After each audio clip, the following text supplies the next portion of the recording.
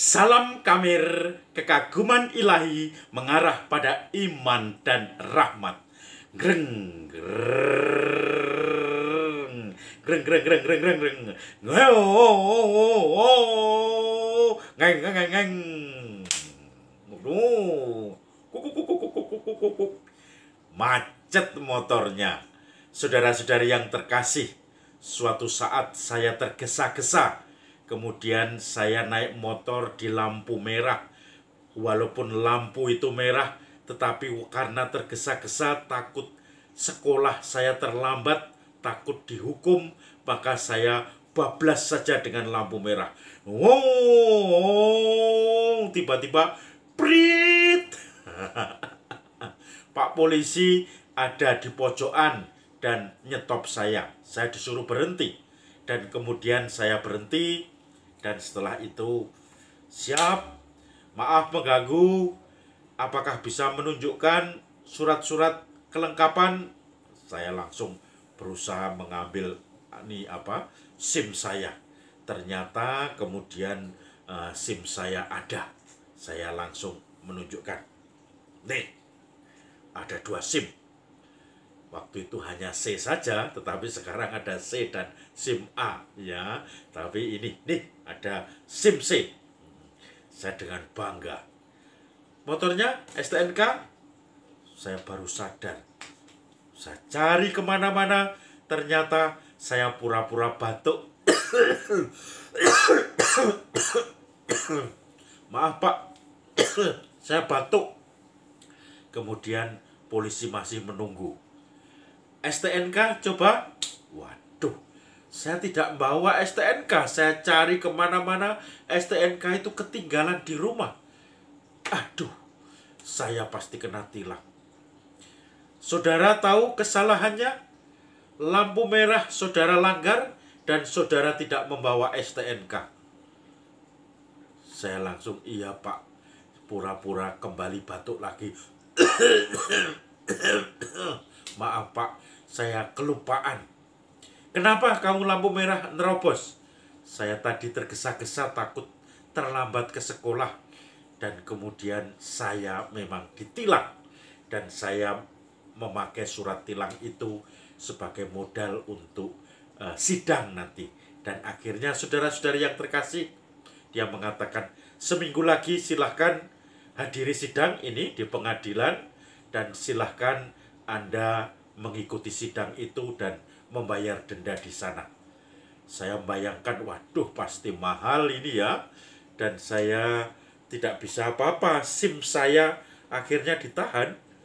Dan saudara-saudari yang terkasih, saya baru pertama kali mengikuti sidang pengadilan, yaitu pengadilan pelanggaran lampu merah dan tidak membawa STNK. Ya, itu pertama kali. Belum pernah saya sidang-sidang pencurian ayam, sidang pencurian ini, itu, narkoba, mabuk, itu belum pernah. Judi apalagi. Tetapi kalau sidang untuk pelanggaran lalu lintas, yaitu lampu merah dan lupa membawa STNK, sudah beberapa kali. Dan ternyata saya tahu sidangnya tidak mahal. Waktu itu saya lupa bayar, kelihatannya didenda 20.000, atau mungkin malah tidak ada 10.000 saja, karena waktu itu SMA itu sudah tahun lama itu ya, sekitar tahun 88 itu, atau malah 5.000, yang saya rasakan waktu itu tidak seperti yang saya bayangkan, ternyata kecil. Sidangnya rame-rame, jadi saya duduk di kursi terdakwa itu bersama 5 orang, karena ternyata antrinya panjang sekali di sidang pelanggaran lalu lintas itu. Dan bayangkan, semua orang antri di situ hanya mau bayar denda karena mereka melanggar lalu lintas dan nanti didenda. Hanya untuk membayar saja antri panjang. Dan itu pun sudah langsung, karena mungkin pelanggaran tipiring, tindak pidana ringan, 5 terdakwanya. Saya termasuk yang terdakwa itu. Kemudian Bapak Kasianus Teguh Budiarto, saudara tahu pelanggaran saudara, melanggar lampu merah, dan juga akhirnya saudara juga tidak membawa STNK. apakah paham kesalahannya? Ya Pak, saya paham Pak Hakim. Langsung denda Rp5.000. Oh, langsung akhirnya dengan ketuk palu saya membayar denda saat itu juga Rp5.000. Nah, kemudian akhirnya palu itu menandakan saya sudah putus dengan dakwaan saya melanggar lampu lalu merah dan juga akhirnya menjadi denda sebagai hukumannya. Dan saya merasakan harus bayar 5.000 atau 10.000, saya lupa. Tetapi waktu itu saya merasa tidak mahal. Dan yang saya rasakan ketuk palunya. Oh, pengadilan. Saudara-saudari yang terkasih, rupanya hari ini Injilnya berbicara tentang pengadilan Yesus di depan Pilatus. Hari ini gereja merayakan Hari Raya Kristus Raja. Banyak sekali, atau Hari Raya Kristus Raja semesta alam. Banyak sekali kalender-kalender yang pernah kita kenal. Kalender sekarang ini adalah kalender Romawi yang kita pakai sekarang. Dulu ada kalender Julianus. Sekarang ini kita pakai kalender Gregorius. Kita masih punya kalender Jawa, kalender Islam. Kita juga masih mempunyai kalender-kalender yang lain sebagai penutup tahun, selalu berganti-berganti. Saat ini juga merupakan tutup tahun kalender liturgi gereja. Karena kalender liturgi gereja dimulai biasanya Advent, kemudian ditutup pada Hari Raya Kristus Raja semesta alam atau hari Minggu ini. Ya, minggu depan sudah Advent, maka minggu ini menjadi puncak dari atau akhir dari kalender tahun liturgi B. Ya, ingat ya, B dalam kurung 2, B dalam kurung 1, karena ini tahun 2021, misa hariannya, bacaannya selalu memakai tahun pertama. Kalau besok 2020 sudah memakai tahun kedua, 22, karena itu genap memakai kalender harian kedua. Tetapi kan kalender liturgi hari mingguan itu memakai A, B, dan C. Sekarang ini kita berada di kalendarium B, ya, dan besok mulai dengan kalendarium C. Advent, kemudian Natal, dan seterusnya kita akan memakai kalendarium C, kalendarium gereja. Itu berakhir pada Hari Raya Kristus Raja tahun depan. Jadi ingat, itu kalendarium liturgi. Hari ini akhir dari kalendarium liturgi gereja tahun B dan pertama. Besok kita memasuki tahun C dan kedua. Tahun genap biasanya yang kedua, ganjil yang pertama. Saudara-saudari yang terkasih, Injil hari ini juga tentang pengadilan. Seperti yang saya gambarkan tadi, diadili karena melanggar lampu merah dan tidak membawa STNK. Pengadilan Yesus rupanya pertama sebelum bacaan Injil hari ini. Yesus diadili dulu di masyarakat Yahudi, yaitu di pengadilan Sanhedrin. Ingat ya, Yahudi punya pengadilan sendiri untuk umat Yahudi, yaitu Sanhedrin. Mereka isinya adalah imam-imam kepala, kaum-kaum Lewi, dan juga Farisi, Saduki. Mereka duduk di mahkamah pengadilan Yahudi itu yang disebut Sanhedrin. Tetapi setelah dijajah oleh Romawi, mereka tidak boleh menjatuhkan hukuman mati. Hukuman mati hanya dijatuhkan oleh pengadilan-pengadilan pemerintahan Romawi. Maka mereka dicabut kemudian untuk menjatuhkan hukuman mati. Orang-orang Yahudi ini, para orang Farisi, imam-imam kepala ahli Taurat, mereka ingin menghukum Yesus dengan hukuman mati. Mereka ingin sungguh memperberat karena pengikut Yesus semakin banyak, semakin menyurutkan pengaruh mereka dalam masyarakat. Yesus semakin mendapat peran yang besar karena kuasanya, mukjizatnya, ajarannya penuh dengan kuasa dan wibawa. Maka pengikutnya semakin banyak lari meninggalkan para orang Farisi, imam-imam kepala, tua-tua, pindah kepada Yesus. Maka saudara-saudari yang terkasih, mereka ingin menyingkirkan Yesus dengan hukuman mati. Tetapi tidak bisa karena mereka tidak boleh menghukum mati. Kalaupun dihukum mati oleh Sanhedrin, pengadilan Yahudi, Yesus biasanya dihukum matinya dengan dilempari batu sampai mati atau dirajam. Tetapi hukuman mati Romawi adalah penyalipan salah satunya. Maka Yesus supaya tergenapi dalam ramalan-ramalan bahwa anak manusia harus ditinggikan, yaitu di atas salib, maka dia pun diadili oleh pemerintahan Romawi, yaitu Pilatus. Kemudian orang-orang Yahudi yang menangkap Yesus setelah mengadili di depan Kayafas dan ingin menghukum mati, mereka mengirim kepada Pilatus. Dan Pilatus diberitahu, ini mengaku raja orang Yahudi, menghujat, maka dia harus dihukum mati.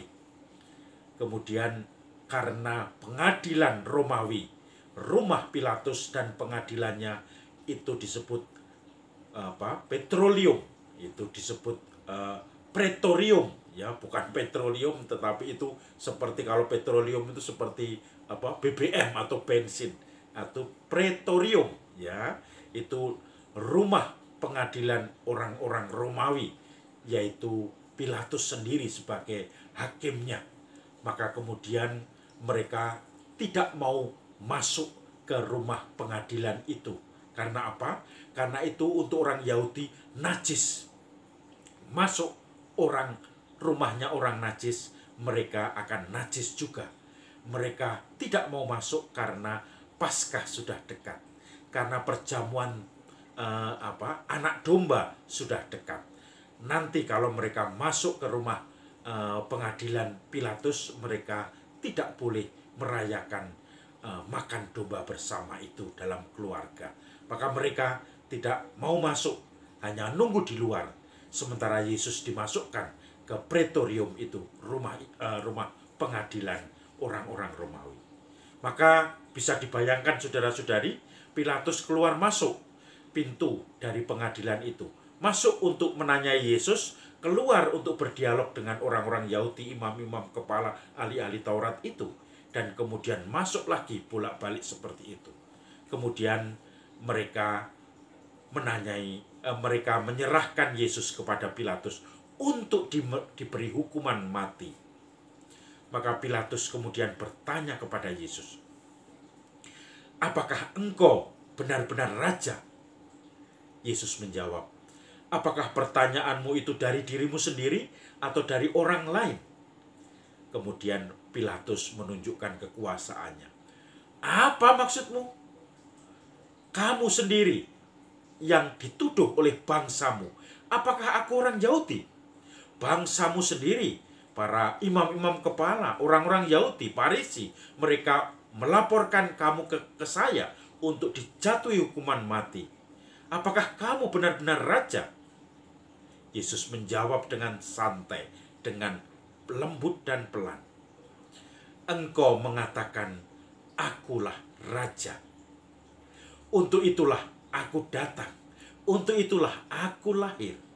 Dan untuk mewartakan kebenaran.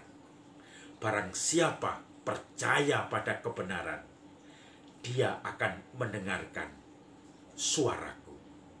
Maka saudara-saudari yang terkasih, Injilnya sampai di sini hari ini. Tetapi kalau kita ingat Pasio itu, langsung Pilatus menjawab, "Apakah kebenaran itu?" Akhirnya sidang diputus.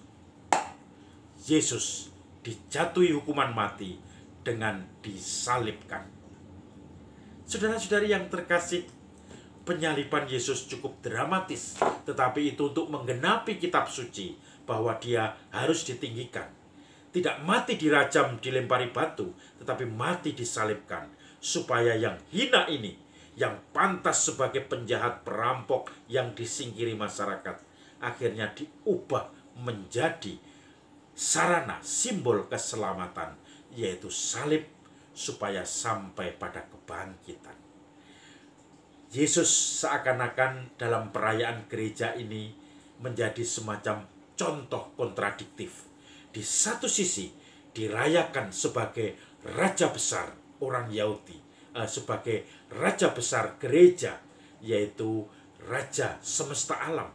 Di sisi lain bacaannya adalah dia disalibkan menuju pada kematian duniawi. Maka saudara-saudari yang terkasih, itulah kontradiksinya. Dia disalibkan, dia kalah secara duniawi, dia harus disingkirkan. Ketika disalibkan beneran, justru oleh gereja diangkat sebagai raja semesta alam dalam pesta yang dirayakan hari ini.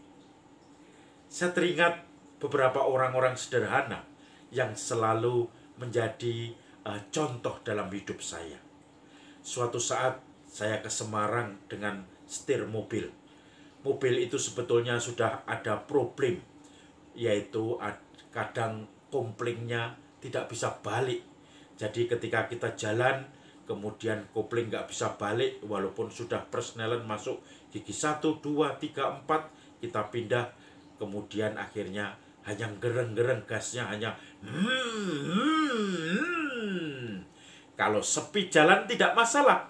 Tetapi waktu itu di Jalan Ayani itu di dekat Bandara Semarang itu ada persimpangan mungkin 5 atau 6 itu saya nggak tahu ya, jalan 5 tidak hanya segi 4 tapi segi 5 perlimaan yang dari Weleri, yang dari Kendal masuk, kemudian dari bandara, kemudian yang mau ke Demak Kudus, yang masuk kota, yang masuk kota lagi, masuk kota lagi. Jadi 1, 2, 3, 4, 5, 6 persimpangan waktu itu.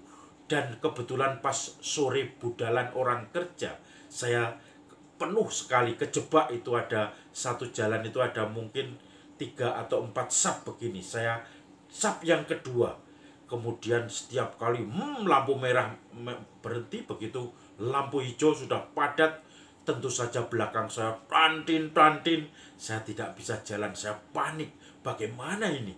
Kemudian akhirnya saya turun, saya mencoba mendorong mobil, karena mobilnya kecil ya, kemudian saya mendorong sambil dari luar, sambil pegang setir, pelan-pelan begitu. Tetapi untuk minggir ke kiri susah, karena di kiri mobil-mobil tidak memberi jalan pada saya. Kalau saya paksa ke kiri, mobil saya nyerempet, dan nanti mereka nuntut untuk ganti rugi. Maka saya pelan-pelan. Tapi suatu saat tiba-tiba ada orang datang. 2 orang langsung turun, kemudian mendorong. Saya langsung nyuruh saya masuk ke mobil untuk nyetir. Maka saya agak tenang. Saya nyetir dengan mesin yang mati karena tidak bisa jalan persnelennya. Kemudian 2 orang itu mendorong ke saya pelan-pelan ke kiri. 2 orang membantu nyetop sebelah kiri supaya saya bisa minggir ke kiri. Kemudian dicarikan tempat yang agak ada trotoar terbuka, saya kemudian minggir. Kemudian 2 bapak-bapak itu langsung bergegas mau pergi. Saya panggil, Pak, nanti sebentar lagi. Biasanya mau saya kasih uang ya, biasanya. Oh, nggak usah. Dia langsung mengatakan, nggak usah. Kemudian saya langsung mau memberikan sedikit makanan ya, karena di mobil ada. Dia nggak usah. Tetapi apa yang terjadi? Dia kemudian malah memberi sesuatu pada saya. Ini kalau untuk minum, saya dikasih air minum karena mungkin melihat saya tidak membawa minuman, dan dia pun pergi begitu saja. Saya merasa, kok ada ya orang zaman sekarang nolong begitu, tidak mengharapkan upah. Kok ada orang yang seperti sekarang ini bertaruh, dia meninggalkan kesibukannya, bahkan mungkin harus tersendat dari kegiatannya, kesibukannya untuk menolong saya. Mau saya kasih uang tidak mau, saya kasih snack tidak mau, dia malah ngasih saya minuman, dan saya berterima kasih dengan semuanya itu. Dan saya merasakan ternyata kadang ada orang yang sungguh-sungguh rendah hati. Orang yang menerima semuanya, tidak mengandalkan keuntungan diri sendiri, tetapi untuk berbuat bagi orang lain, supaya orang lain terbebas dari belenggu-belenggu gangguan-gangguan hidupnya. Saudara-saudari yang terkasih, saya bersyukur pada Tuhan. Saya mengenang ternyata Yesus, Raja semesta alam, itu justru menjadi raja ketika menyerahkan dirinya, ketika berkorban untuk menolong kita manusia, menolong orang lain. Seperti dua bapak tadi menolong saya dan bahkan berkorban memberikan waktu dan juga makanan, minuman, dan kemudian pergi begitu saja. Dan itu menjadi kepuasan bagi dua bapak itu. Dan saya pun bersyukur, berterima kasih.